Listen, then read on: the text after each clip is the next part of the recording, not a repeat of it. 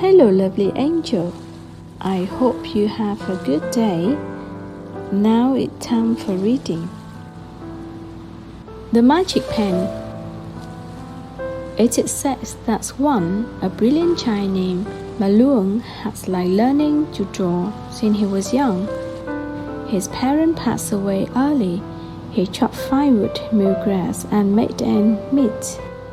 He was so poor that he didn't have money to buy a pen. One day, passing through the school gate, Malung saw the teacher drawing.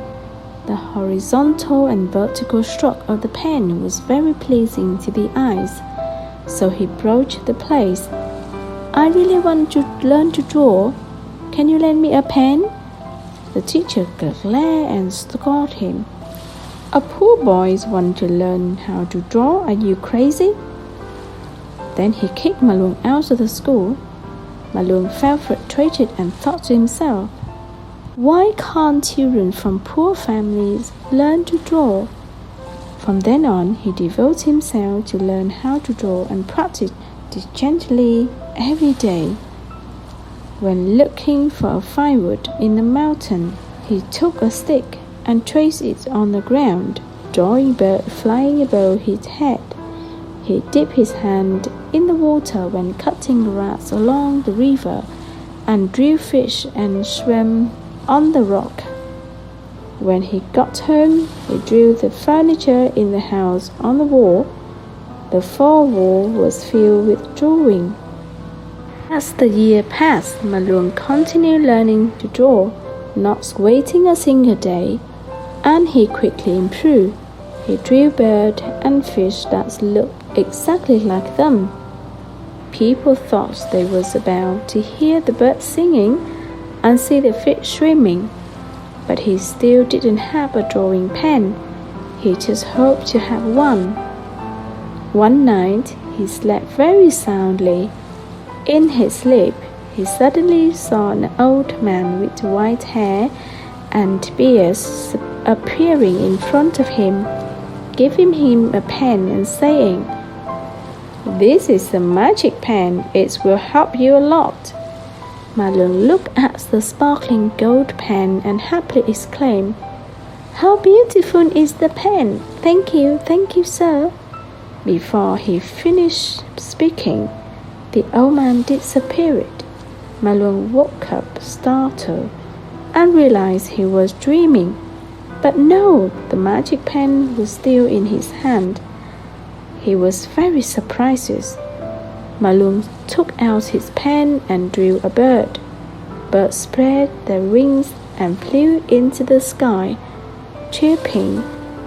He drew another fish. The fish waved his tail and slithered into the river, swimming before his eyes. Malung was highly excited. With a magic pen, Malung drew for all the poor people in the village. If a house didn't have a plow, he drew it for a plow. He would draw a hoe if home didn't have a hoe. If a house didn't have a light, he drew a light. If a house didn't have a water bucket, he would draw one for a bucket. Everyone knows that. Then the story of the magic pen reached the ear of the wealthy landowner in the village. He immediately sent 2 servants to take Malung home and paint according to his wishes. Although Malung was young, he had a strong personality. He knew the greedy heart of the rich, so he didn't draw anything. Despite all their enticements and threats, the landlord was angry, locked him in the stable, and did not give him anything to eat or drink. 3 days later, a lot of snow fell in the middle of the night. Looking out into the yard and seeing white snow, the landlord thought to himself, "Malung, if he doesn't starve, he would die of cold. Let's go see." Nearing the stable, he saw rays of pink lights coming through the door and sweet scent a minute, he peeked through the door and saw Malung eating pie beside a blazing fire.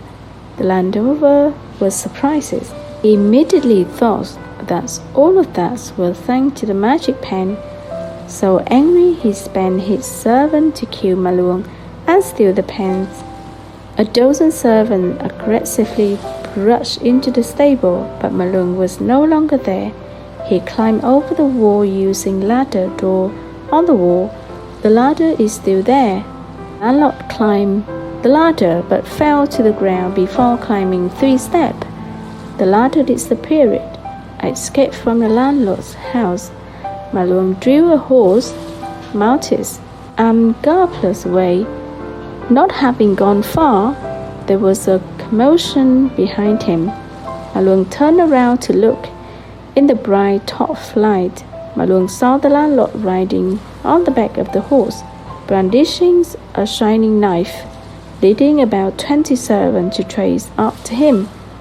When they got too close, Malung quietly pulled out his magic pen and drew a bow and arrow. He drew his bow. Whoosh! The arrow hit the landlord's throat, and he fell to the ground. Malung used his whips to spur the horse, and the horse jumped it with his hoofs and galloped away. The horse galloped for several days and nights without rest. Finally, Malung stopped at a small town. Without a job, Malung had to paint a painting to sell on the street. Afraid of being exposed, he drew an unfinished picture. Birds were missing pigs or a leg, etc.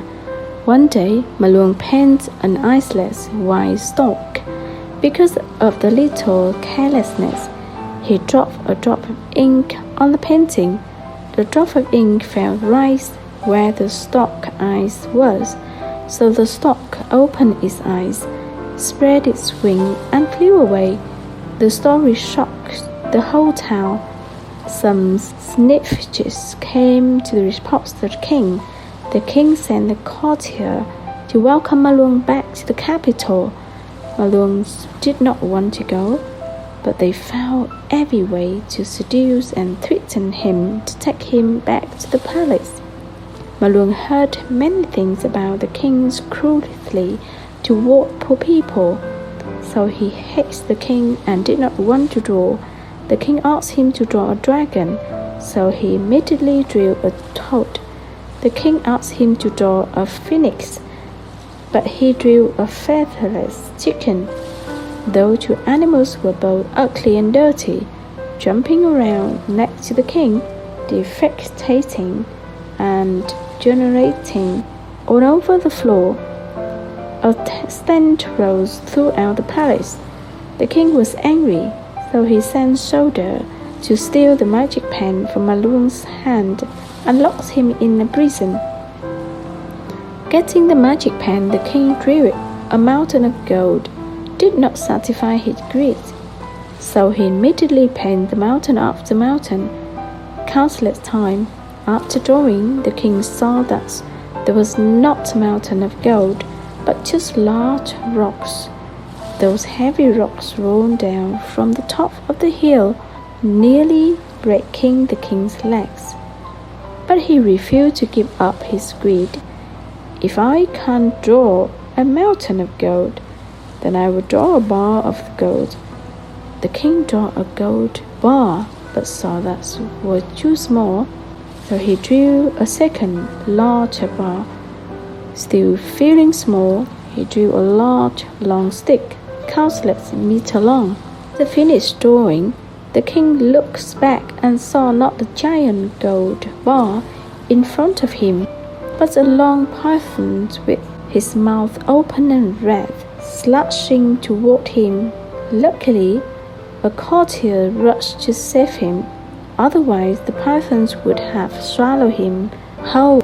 Knowing that he couldn't do anything without Malung, the king had to release him, use gold and silver to coach him, and promised to marry the princess. Malung pretended to agree. The king was pleased and immediately returned the magic pen to him.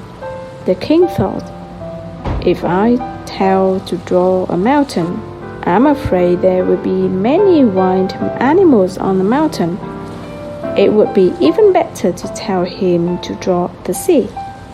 Thinking so, the king told Malung to draw a sign. 2 strokes of the pen, the ocean appeared before him. The sea was vast, blue, without a ripple, as transparent as a mirror. The king looked at the sea, then said, "Why is there no fish in this sea?" Malung put a few dots, and the sea immediately appeared with many colorful fish, curling their soft tail, swimming freely. The fish swam further and further away. The king liked it very much and quickly told Malung, "Draw me a boat now. I want to go out to the sea to see fish." Malung drew a large sailboat. The king, queen, princess, prince, and mandarin all got into the boat.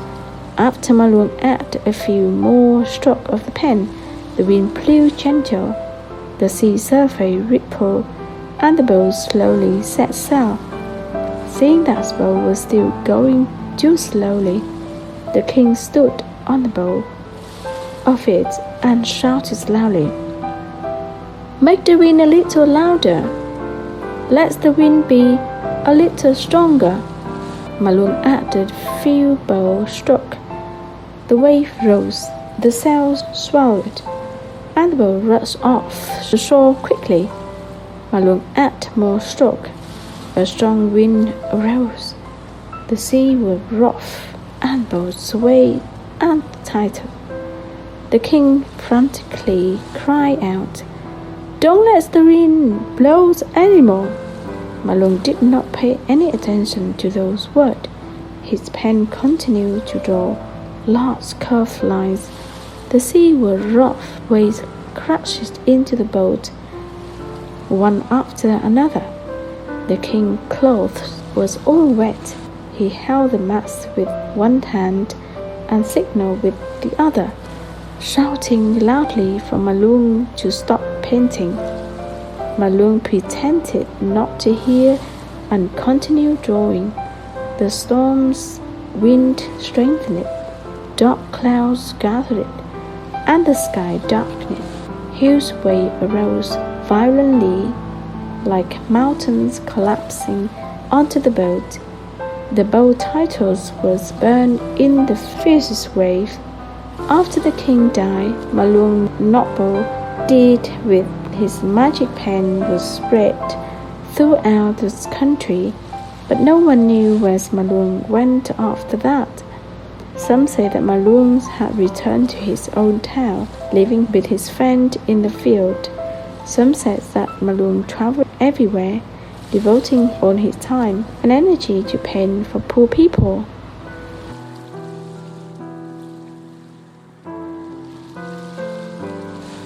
The bedtime story ends now. I hope you have a good dream. Bye for now.